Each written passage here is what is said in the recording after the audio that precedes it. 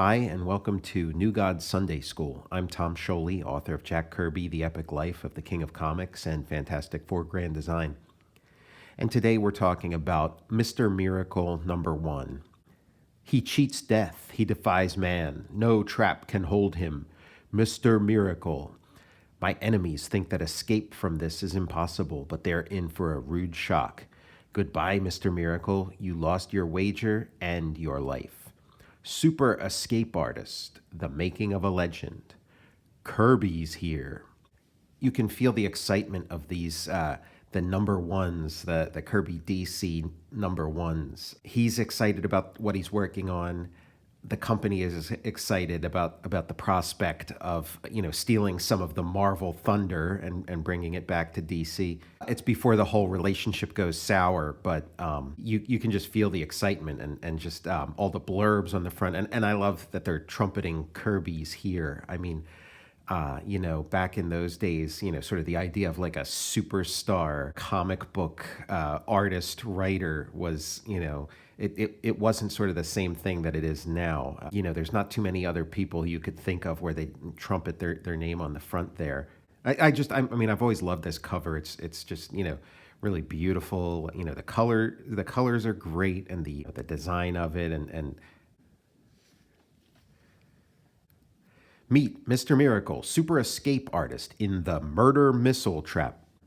When DC starts canceling the New Gods books, when they cancel New Gods and Forever People, Mr. Miracle is the only survivor. And I think because the basic concept of Mr. Miracle, just like New Gods was like its own thing, and Forever People was its own thing. But Mr. Miracle fits really well in with the whole, DC universe. He's got a cape, he's got a colorful costume, with lots of like flair and visual business going on, and he's got a simple concept, super escape artist. You can boil it down. It's very simple. The other one, New Gods and Forever People, were like a little more complicated, a little more off the beaten path. Now, that's not to say that Mr. Miracle isn't as deep or as interesting as those other two. It's just that it has this this hook. It has a visual hook and a conceptual hook that the other two didn't have. A visual hook and a conceptual hook that can be easily communicated to, DC editorial and to the readership and to the fan base. The color of his costume is, instead of red, green, and yellow, it's purple, green, and yellow. On the cover, it's the classic colors. And from what I understand, it was a coloring error that was corrected in subsequent issues. But story-wise, it kind of plays out, because we're seeing here, it's sort of Mr. Miracle has a lot of sort of fake out beginnings, like a James Bond movie or something, where you get the little story at the beginning, and then the rest of the movie is something completely different altogether. One of the fake outs here is, you think you're watching, the hero of the comic, Mr. Miracle, but actually this guy down here is the hero of the comic. That's Scott Free, and then this is Thaddeus Brown, had a long, illustrious career as the escape artist, Mr. Miracle, and his assistant Oberon. Jack Kirby doing his in medias res thing. Mr. Miracle has had, Thaddeus Brown, Mr. Miracle has had a long, illustrious career in the mind of the reader and in the mind of Jack Kirby. But this is, the first comic to feature any of these characters. He sort of establishes a legacy character right there on the first page. You think about, if you know anything about this series or these characters, and you just think about all the things that have happened to Scott Free before this, page one of Mr. Miracle, and it's like, wow, yeah, this really is in medias res. I mean, which again, that's to me a lot of the power of this whole, Fourth World New Gods meta series, is just how it just feels like a real world. Like, it feels like its own world with a history and a future, and every bit of it, every comic just scratches the surface of this, much larger thing, and it sort of compounds the tragedy of it being canceled so early. When you have a comic where there's just so much to say, so much going on, and it gets stopped before it really gets rolling. And then you think about other comics where the creators had no idea what they were doing. They were just pulling stuff out of their hat, and and it goes nowhere, and they get hundreds of issues. Some of these comics are still running. Some of them, comics that Kirby himself worked on. He's had comics where he went in with kind of a half-baked plan or not much of a plan, and done 100 issues of, and then here he has this comic that he's been this series of comics that he's been marinating, that he's been thinking about and working on for years, and has like a whole world built up for them, and then gets to put out a little over 10 issues each before the plug is pulled. But, we can be thankful for the comics we have, not the ones we don't have. Mr. Miracle is acting out his escape routine, a new routine he's working on. And he's not doing it on some big stage. He's doing it, on, sort of, what looks like a farm, wooden post fence in the background. This young man's just kind of watching the proceedings, a silent witness to all of it. And then Oberon, torches this wooden shed, this outhouse that Mr. Miracle's locked in. And are you mad? What have you done? You don't understand. He has a chance to escape if he can manufacture a miracle. Now pitch in, get some help. And then boom, he comes bursting out of the death trap. This is amazing. How did you get free of your bonds? You had only seconds. Professional know-how, son. Seconds are all Mr. Miracle needs to cheat death. Here's where we reveal Thaddeus Brown, and he meets Scott Free. This comic, it talks a lot about sort of professional methods and being a professional and stuff. And again, I feel like this is another semi-autobiographical story for Kirby, like Forever People #1, where it's about, this old generation, which Kirby's part of, and then this young generation. And the old generation are sort of these, professionals who have, this, their techniques that they've honed, that are, at their height, and with sort of death in the future, with a decay, a loss of technical prowess, and then you have a young generation with their new bag of tricks, their literal bag of tricks that Mr. Miracle shows up with. The kids are green around the gills, but they have a new bag of tricks that the older generation couldn't have even imagined in their time. And sort of, Kirby's, admiration of this new young generation that his kids were part of, but also, standing up for, his own techniques. And when Scott Free introduces himself, ha, I don't believe it. Scott Free, eh? Ha, ha, ha.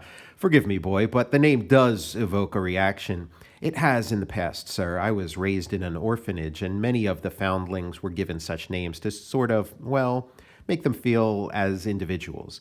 So, I mean, we're just getting a taste of Scott Free's backstory. And in later issues, the backstory is like incredibly rich. And I do wonder how much Kirby has worked out. How much, when he's writing these lines, how clear a picture does he have in his head of sort of granny goodness and the orphanage on Apocalypse? Or if, he sort of maybe has a vague sense of Scott Free's past, which only comes into focus the more he, sets it down on paper. But you can tell he has big plans, for all this stuff. And the idea, it sort of comes from, it's like a Dickensian thing. It's like Oliver Twist, where, there's the orphanage and they give all the kids these names that are kind of like puns. So Scott Free, the guy who escapes, Olive or Twist. Artful Dodger, names like that. Intergang shows up, just another element of this world that we've seen in other issues. We saw it in Forever People #1. It's been in the Jimmy Olsen comics that Kirby was doing around this time. But so here's Intergang, Darkseid's super mafia on Earth that does his bidding. Darkseid's name is never mentioned in this issue. It's interesting. Of all these sort of early, fourth world comics, this is the one that, at least on the surface, seems the least connected to that, larger framework. It seems more like its own thing because we have Intergang, which is, Darkseid's Intergang, but they never once mentioned Darkseid. He has a mother box, which he doesn't call Mother Box, at least in this issue. The opponent he fights isn't from New Genesis or Apocalypse. He is an Intergang boss, but just judging by this comic, you could assume that Intergang is a completely earthbound and earth-funded and earth-run enterprise. That they have high tech, not that they're using alien god technology. Intergang guys try to intimidate Mr. Miracle and his friends. There's some great Jack Kirby hand-to-hand combat, bonking two guys' heads together. I realize that I have no right to ask, but are you involved in some way with Intergang? Not with Intergang Boy, with their division chief in this area, Steelhand. Yeah, all through this story, you get you keep hearing about this trouble that Mr. Miracle is in with with the mob, with the super mob, and you don't really get a sense of what's of what that is until the end of the story. His opponent, Steelhand, who just shows up this one time and never again in Jack Kirby's series. Of course, had it run 100 issues, who knows? He might have become a recurring presence. But he's got this. He's this super crime boss with a hand made of steel. With this hand made of steel, and the visual and the character, it makes me think that Jack Kirby was riffing on Dr. Strangelove. He looks like Dr. Strangelove, and with those goggles and stuff. And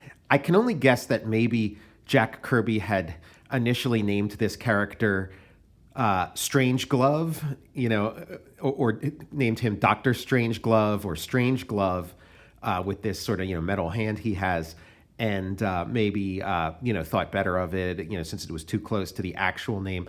And whenever you see the word whenever you see the title Dr. Strangelove, it does kind of look like Dr. Strangeglove. And in the movie, there's like a scene where he's sort of fighting with his own hand, like Ash in Evil Dead. Kirby was just always just sort of riffing on things, and that's just my own theory. To think I was once at the end of my rope, a sniveling little loser with his hand blasted by a Tommy gun. Then came a turn of luck. In the hospital, that surgeon experimenting with transplants. He gave me this new hand. I didn't know its history, but with radiation treatments, it gained power. Power. My life changed after that. I smashed my way to the top in Intergang. But there's not a lot of overt connections to the sort of New Gods mythology in this issue, but I do wonder when he talks about the hand and its history, I wonder if there is more to it than it just being this sort of mechanical, robotic hand, with radiation treatments, it gains power. I wonder if that hand is somehow related to Apocalypse and Darkseid.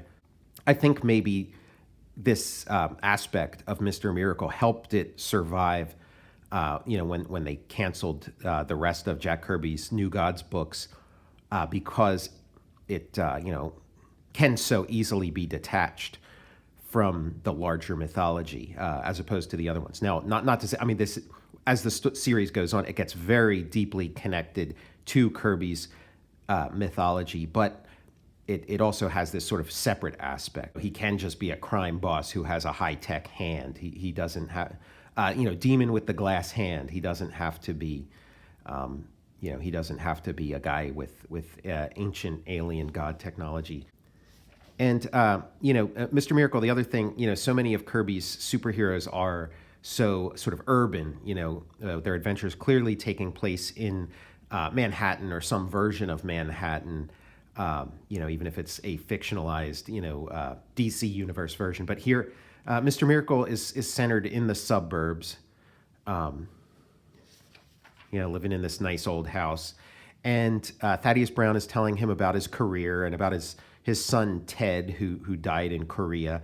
Later on in the series, Ted comes back, showing him his old photo albums of his old career and how he had his son, and his son was his manager and was a big part of his act. And now that his son's gone, the act kind of went to seed. Ted must have been a great fan of Superman. His old posters and, "Son, it would take a downright genius to improve on my methods of escape." Maybe he is a genius, Mr. Miracle. Well, I'm willing to listen to a genuine bona fide genius. We'll test him. I'm not a genius, sir, but I think I do have a bag of new tricks. And so then Mr. Miracle, Thaddeus Brown, chains him up, and he gets very quiet, very calm, and boom, the chains just shatter without him moving a muscle. Mr. Miracle, after his escapes, a magician never reveals his methods, but he kind of tells you what he did. He just says, maybe I used this. I can't, who could say for certain, but he says, there's more to this than modern technology. What's in that bag of yours, son? Perhaps things like this. Who is to say that those chains couldn't fly apart under intense magnetic repulsion? You have like the old pro and then this new young hotshot with, state-of-the-art techniques. And, as the story goes, Jack Kirby was having dinner with a young Jim Steranko, and Jim Steranko was telling him about his youth as an escape artist.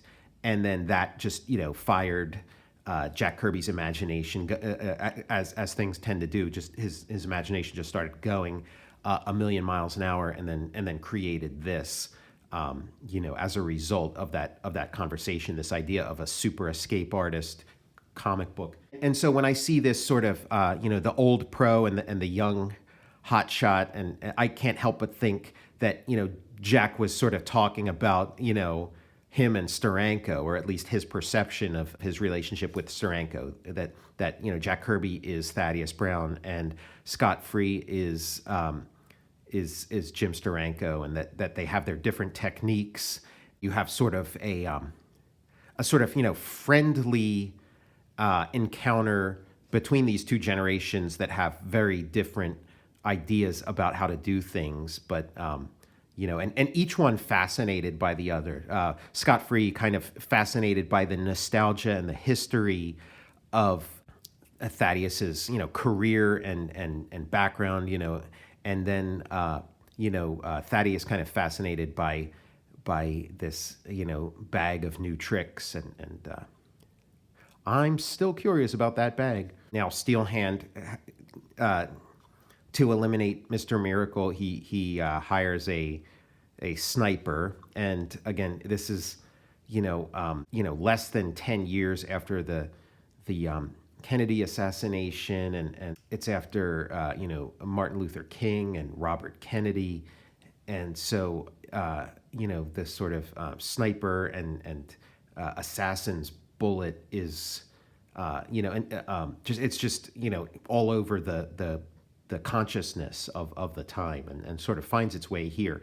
And you think about all the sort of like exploitation movies that came out that would reference that.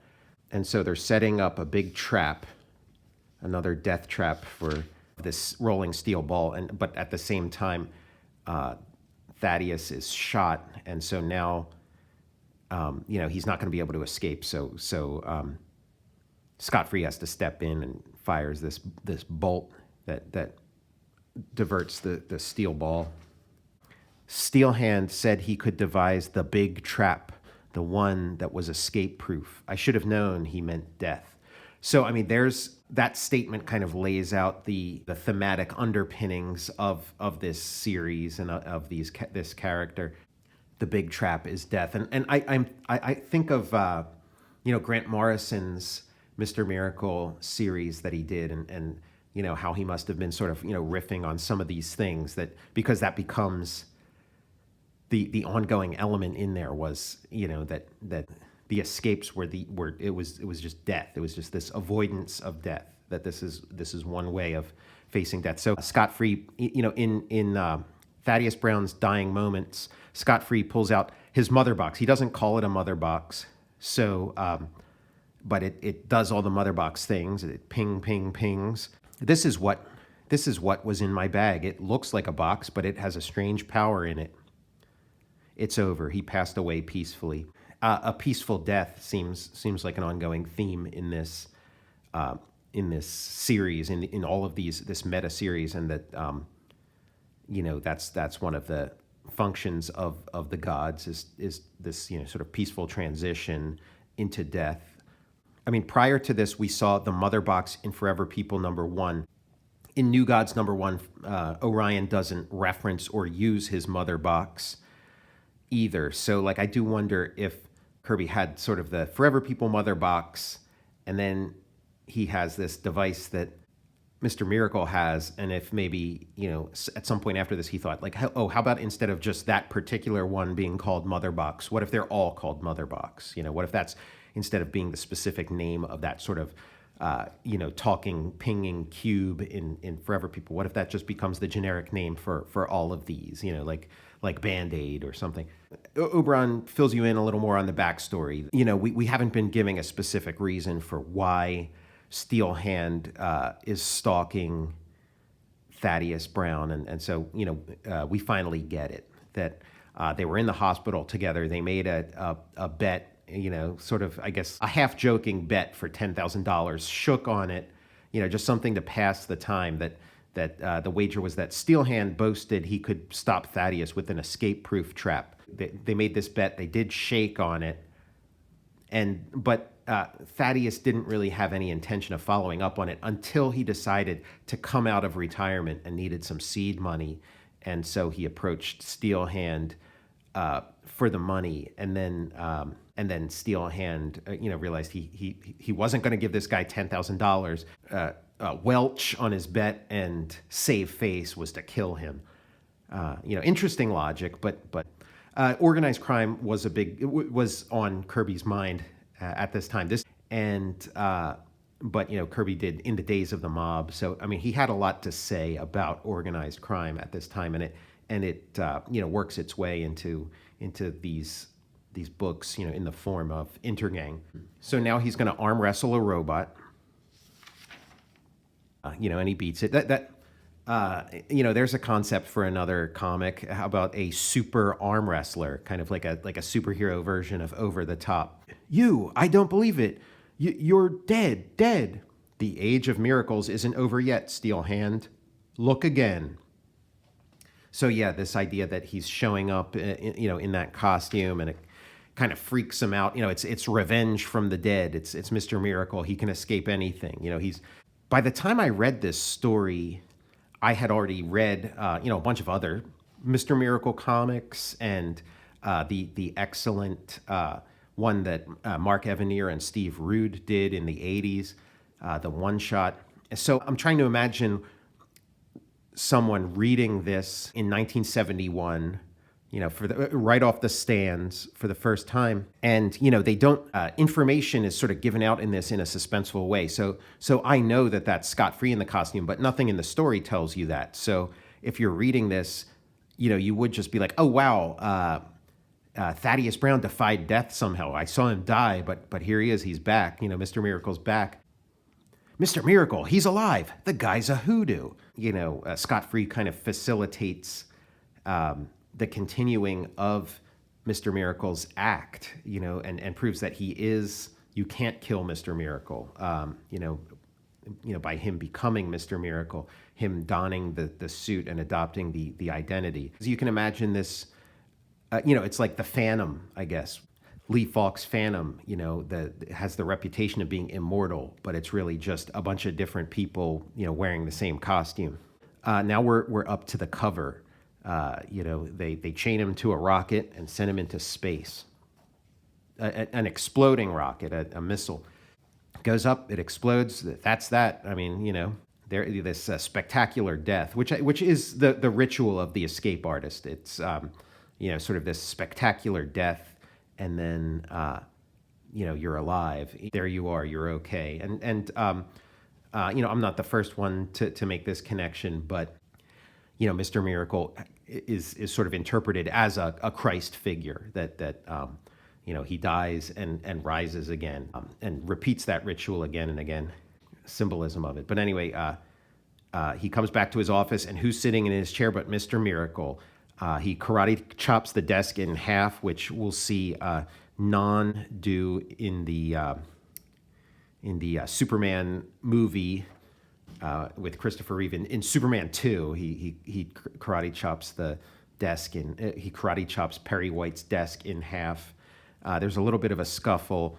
Mr. Miracle is explaining, I can show you how I might have done it, Steel Hand. Again, he doesn't reveal his tricks. I might have hidden hyper sound intensifiers in my gloves to break the metal chain. And now he's using it. See what sound waves do to your steel hand. Perhaps I used miniature retrojets to blast free of the missile. Does this rocket punch. And then one of my favorite elements from this character, and a compact cocoon spinner, which turns out yards of plastic material at fantastic speeds. It may have made a chute for me, but it will wrap you up in a package for the law. And Kirby, develops that compact cocoon spinner further as the series goes on, and it becomes almost like a prototype of like an airbag. Kirby's a phenomenal inventor. He was just doing it for comic books instead of actual products. Come in, officers. He's all yours. The charge is homicide. You timed this perfectly, Scott. If you didn't, put two and two together, that's the only time that's the reveal that it was scot-free all along. That's what that's where the last shoe drops, where you find out that it was scot-free who had taken over the Mr. Miracle identity. It wasn't Thaddeus Brown back from the dead. I never read this story that way because I already knew that scot-free takes over the Thaddeus Brown mantle. But anybody watching this video, if you were there, if you read this in 1971, or if this was the first Mr. Miracle comic you ever read and never heard of the character before, I'd love to know, did you read this and then at the end, was that a surprise reveal that it was scot-free in the costume? Because up to that point, you go into this, you don't really know anything. These are all new characters, which is what's so exciting about this whole meta series. You've got a great act, Scott. I'd be proud to assist you. Done, Oberon. From now on, we're both part of Mr. Miracle, Super Escape Artist. It's a passing of the torch, and he, as a debt to a new friend, takes over the identity. And so the act goes on to other satanic and sinister situations simmering with mounting magnitude, to juggernaut jousts with the Super Escape Artist's greatest adversary, death. He will always be seconds away, swift, relentless, final. Follow Mr. Miracle, enter the next trap, the impossible X pit. The letter X, Jack Kirby, co-creator of the X-Men. And in this whole fourth world thing, his letter, the letter that's in the corner of each page, each of the title pages that he draws has an X number. Kirby's letter designation is X. He has the X pit. He talks about eliminating X factors in this. He talks about, in later issues of the New Gods, talks about the X element. So X, Kirby's all in on the letter X. It's a shame none of these new comics were called, the X something, the X gods or something. Get in on some of that X money. It's this issue. More so than the other issue ones, is really about this character and this inheritance of this stage act, and less about the larger mythology. But he is in somewhat of sort of a crucified position on this rocket. And the idea of Mr. Miracle as a Christ analog is reinforced by the fact that in later issues it's revealed that his father is the king of the gods. His father is High Father, who's sort of the closest thing to a God figure, the God of the Bible. And he's his son. So he's his son who's on Earth to and gets together with his cast of characters, his crazy circus folk, his carnies. But anyway, Mr. Miracle, I mean, he's the most enduring of Jack Kirby's Fourth World creations. He's stood the test of time in a way that the others didn't. Continues to get revived from time to time, and you can't say the same about Orion or the Forever People. Mr. Miracle has one of the best superhero costume designs of all time. I mean, hands down. And in the end, that's what it's all about. I'm half joking here, there's other elements to Mr. Miracle that I think I mean, he's a survivor. He survives death. The other comics got canceled. He survives death. He's an avatar of escaping death, and he lives up to it. I'm Tom Scioli, author of Jack Kirby, The Epic Life of the King of Comics, and Fantastic Four Grand Design. Thank you for joining me, and I'll see you next time for New Gods Sunday School.